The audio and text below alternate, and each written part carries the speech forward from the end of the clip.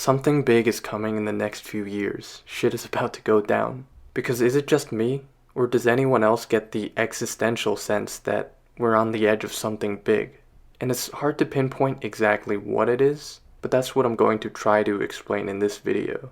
Because when you zoom out and look at what's really happening in the world, economically, culturally, and politically, the patterns are all pointing in the same direction. That, like I said, something big is coming. And I don't think we're prepared for what that means, especially Gen Z. There's the whole meme about the Gen Z stare, but part of that is true in the sense that a lot of us have this sort of existential dread and anxiety about our future. Because for a lot of young people nowadays, women too, but especially men, we don't know if we'll ever be able to get a stable job, pay the bills comfortably, find a good relationship, buy a house, have kids eventually, save for retirement. None of that is guaranteed anymore, nor is it even close to that. In fact, many of us in our 20s and 30s don't have any of those things that I just listed. And that's a problem, because the really big question that's on everyone's mind but no one wants to say out loud is this. What happens when millions of fighting-aged men and women realize that they really own nothing, they have nothing to their name, and therefore also have nothing to lose? What's the logical endpoint of a society where most of the population is like that? Because it's a real possibility that things end up that way just a few years down the line. So that's why I say I'm scared for the future of my generation. I'm scared for what our country and what our culture really is turning into. Scared of the political implications of all this. And most importantly, a lot of us are scared because the people in power aren't doing anything about it. Many of them are either deliberately or incompetently making the situation worse. And in fact, we're just recently finding out in great detail about how those very people who rule over us are literally the worst kinds of human beings in the entire world. The same kind that plays with kids, if you know what I mean. We're starting to realize that, the emperor has no clothes. Quite literally in this case. So for the rest of this video, I want to dive into what's actually happening with Gen Z, and society at large, of course, the deeper reason behind how we got here, why these next few years are going to be some of the most important of our entire lives, and at the end, what we can actually do about it. I'm just going to be real, and I know this is what a lot of people are thinking and dealing with too. There are so many problems boiling underneath the surface that it's kind of overwhelming to get into all of them. But I'll do my best to explain them briefly. For one, let's just start with the job market, the foundation of a society. Everyone already knows that Gen Z is struggling to find jobs, but by now, I think you should know that it's not because we're lazy, it's not because we don't want to work or lack hustle, it's not because we lack education or skills either. It's because we are currently fighting a three-front war on the job market that no other generation before us had to deal with. Number one, corporations are outsourcing everything that they can. If a multinational company can pay someone in a foreign country to do the same work for $4, $3 an hour, then they're gonna do that. And that leaves millions of American-born citizens behind. Many of you guys know that I saw an example of this myself just the other week. In fact, I made a video about it. About how I was checking into a hotel recently, and when I got to the front desk, there was no one there. Instead, it was replaced by a kiosk with an Indian guy on the screen who had a very thick accent. And I was just thinking, shit, is this what society has become? Is this what the job market is nowadays? Corporations willing to sell the American economy out to whoever in the world can work for the cheapest. And now number two, another issue that we have to talk about and that a lot of woke people are going to be mad about is mass immigration. Both legal and illegal, by the way, that floods the job market with extra competition. Millions and millions of people who weren't born in this country are now competing for the same limited number of jobs that people who were born in America are also competing for. Many of these people are willing to work for lower wages, and that gives companies more leverage because it becomes now a competitive race to the bottom to lower worker pay for everyone. Of course, the argument is not necessarily against immigration in and of itself. It's about the extent of it nowadays. How there are people, again, from foreign lands pouring in by the millions during a time when American citizens at home are struggling to find jobs. And in recent years, the third big problem with the job market is starting to hit, which is AI. And nowadays, it's not just replacing entry-level work or things like basic writing and design. It's creeping into the higher skilled labor market as well. Coding, data analytics, legal work, even the medical field. The exact sort of jobs we were previously told to pursue because they would guarantee us a stable and successful future. And if you've been following my channel for a bit, you'll know that I have a personal experience with losing my job to AI as well. In hindsight, it was actually one of the best things that ever happened to me, as it really allowed me to focus on this YouTube channel. You can check out some of those videos if you'd like. But basically, the bigger picture is multiply my experience with it by millions, and that's where society is headed. Now, at the same time that we're struggling, fighting this three-front war on outsourcing, mass immigration, and AI, many of the very basic necessities of life are becoming more and more unaffordable. Healthcare costs, for example, are absolutely ridiculous. We're one of the few developed countries in the world that doesn't have one form or another of universal healthcare. And I believe that healthcare is the leading cause of bankruptcy every single year in America. And for those of you around my age and Gen Z, in a few years, we're going to be kicked off of our parents' healthcare plans. We're going to have to pay for that shit completely on our own. If something were ever to happen to you, that could literally mean breaking the bank, having to pay off hundreds of thousands of dollars for the rest of your life, on top of the monthly payments you already have to make for your insurance just to have it in the first place. Student loan debt is also getting out of control. Growing up, obviously most of us were told to go to college, take out a loan, and eventually, with our degree, we'd be able to find a job that would pay us well enough to pay off that debt reasonably quickly when we hit adulthood. But a lot of people are having a hard time with that and will find themselves in debt slavery essentially for 10, 20, 30, or even more years of their lives. But even outside of more long-term things like healthcare and student debt, even day-to-day payments are becoming more and more difficult to afford. Buying groceries feel like a luxury now. Can't make a trip to the supermarket without spending at least $150, $200. And nowadays a fast food meal, like a 10-piece nuggets or some shit, is literally the same price as a sit-down dinner from 10 years ago. Maybe I'll show some screenshots from my McDonald's app, but it's genuinely insane. Another thing that is going to become a bigger issue in the coming years is energy costs. That's anticipated to skyrocket, in large part due to the AI data centers and the massive amounts of electricity that they consume. And now, we get to the biggest scam of them all, which is housing. We all know that home prices are completely out of reach. The median home price is over $400,000 nowadays, not even including the interest. And speaking of that, they're trying to do 50-year mortgages and shit, just to scrape more money off the average person who's trying to buy a place to live in. Usury in general is becoming a huge issue. I think I'm going to talk about this in more detail in a different video, but long story short, private equity firms like Blackstone and asset managers like BlackRock essentially work together to buy up just giant amounts of single-family homes. They especially took advantage of the crisis in '08 to do this at the time. But basically, when these companies pool their money to buy up all these houses and own a monopoly of them, then they can either charge exorbitant prices, just whatever they want, or they can just turn them into rentals, so that you have to keep paying them forever to have a roof over your head and you'll never even own it eventually. And also, a point that I don't really hear brought up a lot is that part of the reason why homes are being made so expensive is deliberate. Like, not even just out of pure greed to make a lot of money off the home itself. But think about this. When a home is too expensive to buy, what's the only other alternative option? It's renting.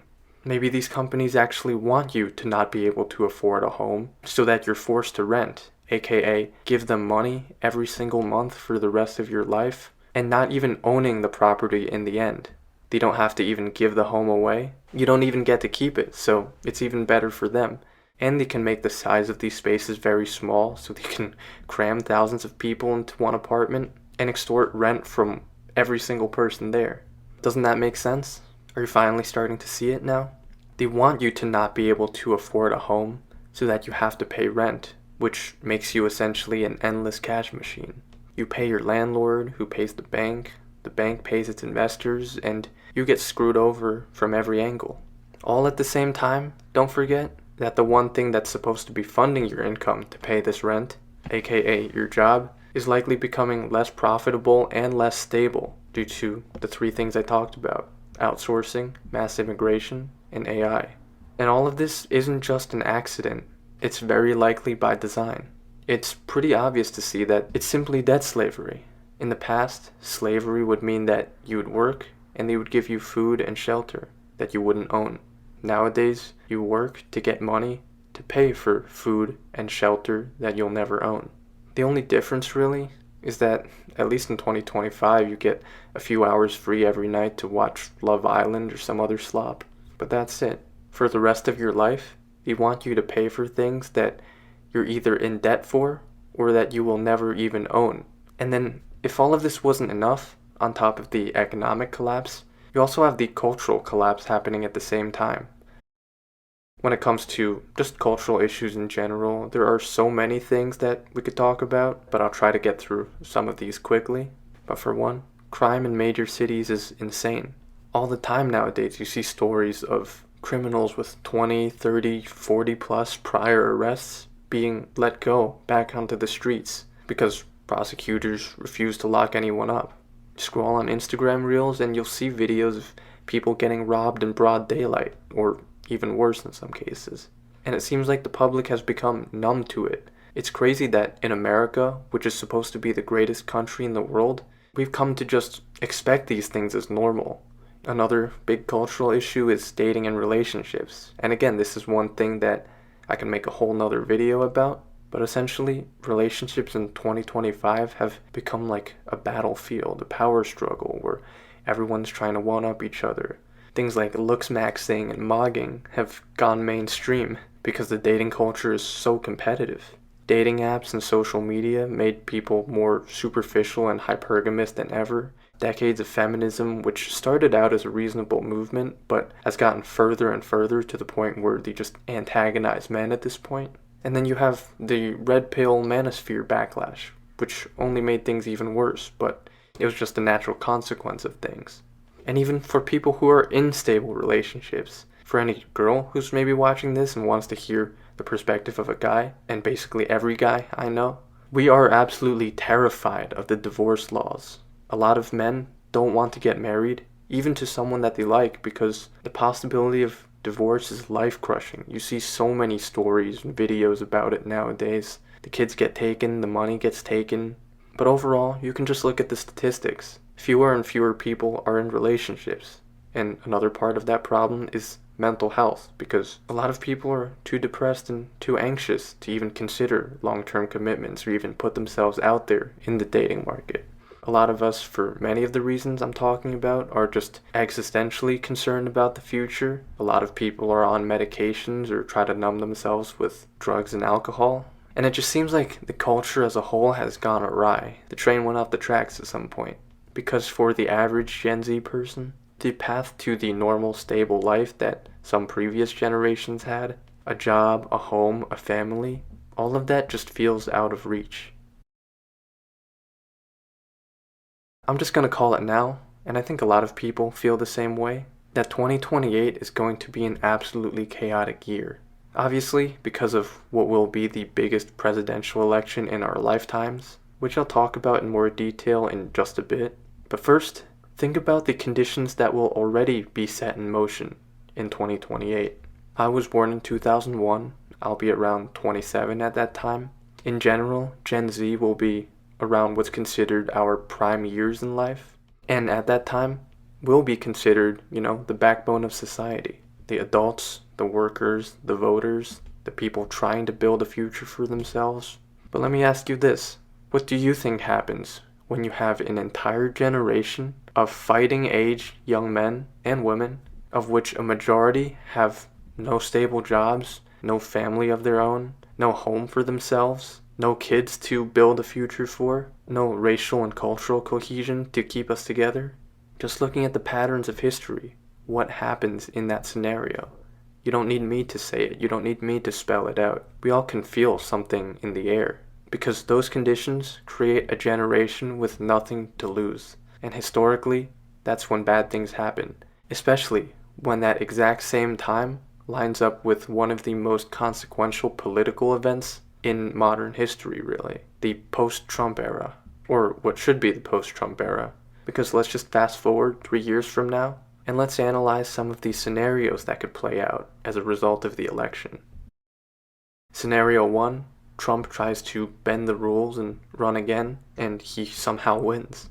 Now, whether you like him or not doesn't matter. What matters is the reaction to it, because half of the country already thinks Trump is a threat to democracy. Half the country already calls ICE the Nazis. Half the country is already inciting stochastic terrorism, and literally celebrated the death of a moderate conservative figure. If Trump somehow wins again, do you think the people on the left are going to go quietly and peacefully? Because if Trump somehow is in office again after 2028, which obviously I think he should not be, you're going to at the very least see things like massive protests across the country, possibly a general strike, riots and looting in major cities, maybe even individual states refusing to comply.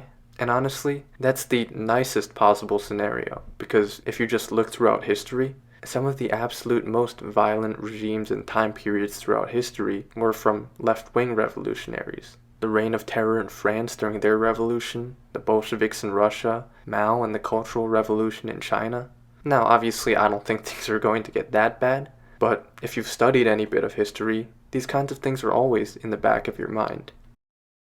Now let's get to a second scenario where Trump runs again and he loses the election. Well, now it's time for people on the right, these hardcore MAGA supporters who have some kind of emotional attachment to Trump. You think these people are going to go quietly?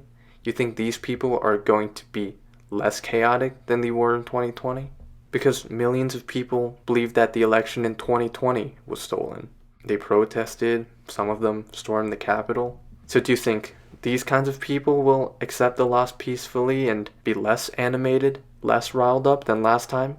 At a time when the economy is unstable, people are nihilistic, and political tensions are more polarized than ever?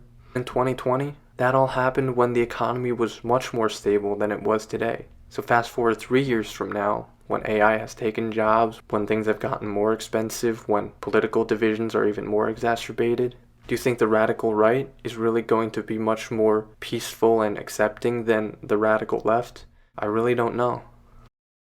Now, scenario 3, let's say Trump doesn't run and a Democrat wins. And that's not going to be the end of the problems either, because once Democrats take office and the Republicans are out of power, the Democrats, the left, who have been pissed off for these past 4 years, hate Trump for literally everything. Do you think they're going to call for unity, or do you think they're going to try to enact vengeance and retribution on the people that they've called fascists and Nazis for the past 4 years? Because if Democrats take power, just a reminder that these are the same people that spit on Charlie Kirk's grave. If you have any ounce of conservative belief in you, they literally hate you and want you dead, and would celebrate if what happened to Charlie Kirk happened to you.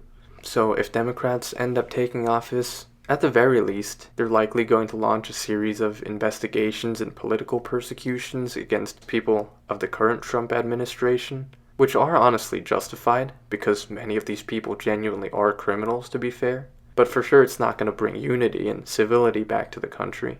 It's going to anger not only powerful people, but also the Republican base. But a Democrat regime could also impact you and me. They might try to revert back to the previous woke cultural tyranny. Censorship, cancel culture, crackdowns on quote-unquote misinformation, and just in general more culture war escalation, especially through things like encouraging more mass immigration, both legal and illegal, to make the culture less cohesive and amplify racial tensions within a country that's already highly divided. And then in the other scenario, let's say Trump doesn't run and a Republican wins like J.D. Vance or something, that's not a good option either. These Republicans are just not good people. If it's someone like Marco Rubio, he's a complete war hawk who wants to bomb like every South American country. If it's J.D. Vance, He's in bed with Peter Thiel and Palantir and the entire surveillance state, Silicon Valley. There's a lot more to that you can look into. And also, the Democrats will feel even more cornered because they already had to suffer under 4 years of Trump. Do you think they're going to respectfully and peacefully accept another 4 years of a Republican? I don't think so. I think there's going to be a lot of even more tension boiling underneath the surface. So long story short, I feel like any way that you slice it, the 2028 election is going to be a complete shit show, regardless of what outcome happens, because each one of these 4 possible outcomes, it doesn't seem like any of them is ideal. And now the bigger picture is this. The reason why each of these scenarios inevitably seems to lead to conflict is because we never solved the underlying problems. And I think a lot of this became amplified after 2020 and everything that went on in that crazy year. I've talked about it before, but long story short, we now live in a very low trust society. Nobody trusts the institutions anymore. Nobody trusts the media.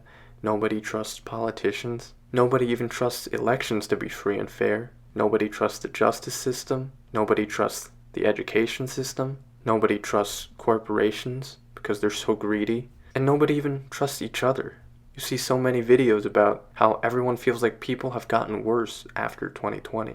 And that's the underlying reason why 2028 feels like, a ticking time bomb. But let's go even deeper, one level deeper about how all of this happened. And I'm just going to put it in a way that, obviously, again, might offend some people, but what myself and more people are finally starting to realize nowadays, the reason why we got into this mess is because America went too far right economically and too far left socially at the exact same time over the past few decades. And that combination of unregulated corporate oligarchy, along with a radical left woke social agenda, pushed by those same corporations by the way, is the recipe for an absolute disaster. On the economic side of things, corporations were allowed to run wild, namely because they were allowed to lobby politicians. So when those same politicians got into office, they deregulated, they cut tax rates for them, they gave them subsidies and bailouts. And now we live in a world where corporations run the government effectively through lobbying. Income inequality is absolutely insane. These companies are allowed to outsource as much as they want. They even hire illegal immigrants in many cases. They're going to be replacing workers with AI. They're not increasing wages to keep up with productivity. They're making their products more and more expensive. The private healthcare sector profits off of people being unhealthy. Private equity has destroyed the housing market. Everything is being turned into a subscription or a debt trap right in front of your eyes. So that's the result of unfettered right-wing economics with too little regulation. But now on the social side of things, we abandoned the good traditional values that got society and humanity up to this point in the first place, and replaced all that with just this branch of radical extreme progressivism just for the sake of being called progressive. We already got a reasonable amount of equality and justice, especially along racial and sexual lines. Like everyone can vote, gay marriage was already legal, stuff like that. But the cultural left couldn't stop pushing it further and further. And what we got was a culture that antagonizes men, especially straight men, and especially straight white men. We got radical feminism that turned an entire generation of women against men as a concept. We got mass immigration, both legal and illegal, that when pushed in large enough numbers was damaging to cultural cohesion. We got DEI initiatives instead of actual meritocracy, the push of promiscuity and hookup culture instead of traditional family values in the culture, and just in general, a society that's all about materialism instead of meaning, instead of aspiring to any higher values. And again, when I talk about the woke culture and radical left progressivism, it's not about things like basic equality and justice under the law. We already achieved that in America to the greatest extent in the entire world, if you look at how the rest of the world behaves on these social issues. But these activists just didn't know when to stop, because their entire identity was built on struggle. So they pushed and pushed the bounds of this culture war until society finally broke. And only now are you starting to see the backlash of it. Now, front and center in all of that chaos of the past few decades is Gen Z, the group that grew up in all of this mess. Again, economically, socially, and politically. And I feel like I can speak on this pretty well because I'm Gen Z myself. And not to brag or anything, even though it's nothing really to brag about, but I feel like a perfect example of the kind of disaffected young man that is a product of this modern society. Because I wasn't lazy. I was a precocious, ambitious young kid, just like many other people out there. I worked hard in school, got perfect grades, I got almost a perfect score on the SAT and all of that, but I still got rejected by all the Ivy League universities because of DEI. I also, obviously, am not a Chad. I struggled a lot with dating growing up. I got sucked into the red pill and manosphere stuff before I eventually got out of it. I used to be very liberal and progressive, even on social issues, until I grew up and actually realized how the world works, which is a trend for a lot of young guys nowadays. In 2025, at the age of now 24, I live alone. I'm paying rent to an apartment complex. I'm surviving paycheck to paycheck, trying to scrape by with the limited amount of money I make on YouTube since I don't take sketchy sponsorships or get paid 7K for each post. And I'm someone who very likely lost my job to AI. I'm someone who has seen firsthand the effects of outsourcing with my very eyes that I shared on this very platform. So, in a lot of those ways, I am the disaffected young man of Gen Z, the very stereotype that people talk about and a lot of people genuinely hate. And I say hate specifically because let me tell you this. If you are also a disaffected young man who maybe identifies with any of the things I've just talked about, there are people out there who genuinely hate you. They despise you. The left hates you for criticizing radical feminism, not wanting unlimited illegal immigration, and having conservative beliefs on certain issues. And much of the right hates you too for criticizing corporate power structures and foreign interventions. And I know that because they hate me. I'm not going to go into a lot of detail about this, but just know that there is a reason why in a lot of my videos I actually put a disclaimer saying things like, I would never do anything to myself. Because there are people, potentially powerful people, who don't want my voice to be heard, who see me as a real threat because I'm delivering a lot of these messages in a reasonably articulate way. I get attacked from every direction, publicly, as I've talked about, but also privately, which I haven't talked about as much. But you know what? For all the people out there who hate me, and by extension, hate many of you watching this video as well, I don't care. I don't care what happens to me. Because ironically, I don't own a home, I'm not in a long-term relationship, I don't have generational wealth or income stability, I don't even really have family in this country either. So what the fuck can you do to me? What can you take from me? Aside from, I'm just some Asian guy in my apartment going hard and talking about a lot of the things that I know people want to say, but aren't necessarily in the position to say it in the way that I do. So this thing isn't stopping anytime soon. This is only the beginning. And for all the people out there who are coming after me, and like I said, you as well by extension, bring it the fuck on. Bring it the fuck on. I will win. We will win. Good will win. And even amidst all this chaos, I know that millions of people deep down still have that hope and that fire within them. Because even if your story is different, the emotional weight is identical. So anyways, aside from that crash out, where do we actually go from here? What's a tangible solution or plan for all this? I'm not going to sit here and pretend like I have all the answers, but I do know this, that we are entering a decades-long generational struggle, whether we like it or not. And this struggle is on two layers. Think about it as a two-layered war. Obviously, you have to care about yourself first before you can do anything about the world. So, do whatever you can, leverage whatever you can to secure yourself emotionally, physically, financially. And I'm not some kind of motivational guru, but you want to become strong, stoic, grounded, competent, knowledgeable, being able to weather whatever storm and whatever chaos comes towards us. But layer 2 of the fight, of the struggle if you want to call it that, it's a generational thing. At the very least, being part of the conversation that's going on, pushing back against all the bullshit, voicing your own opinions on these issues, or supporting the people who you agree with. finding your role in society and in our generation in all this, gaining power for yourself, and hopefully even getting into the halls of power and changing the existing power structure to make it a better place for everyone. I don't know if that sounded cheesy or not, but for real, in 5 to 10 years, we're going to be the ones who decide the future of the world. The outcome depends on us. And I say us with a level of, how people say class consciousness, but in this case it's generational consciousness. Because even if you don't like this channel, even if you disagree with a lot of what I have to say, it doesn't matter. Because in a sense we're all in this together. We're all living through the same instability. We all understand each other's struggles to some extent. We're all somewhat scared about the future, but still hold on to some level of hope for humanity deep down. As always, thank you so much for watching. This was a big one. This was a big one. I hope you watched till the end. If you did, much respect for having an attention span. And just a few things I want to say. As many of you guys already know, but some people who are new here might not, I'm trying to do things very differently on this channel.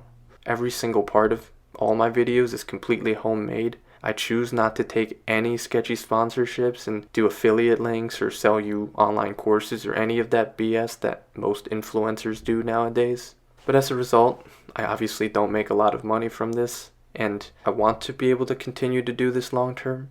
So please understand that the only way this channel can continue far into the future is through your support. And thank you so much to everyone who already does that. Obviously, I'll show you guys on the screen as a credit. If you'd like to support the channel and also get access to some just really cool stuff, you can do so through 2 ways, either Patreon or channel memberships. On Patreon, you can message me one-on-one, start up a conversation about literally anything. You can join our community chat, talk to other like-minded people about some really interesting topics. We've got some fascinating discussions going on.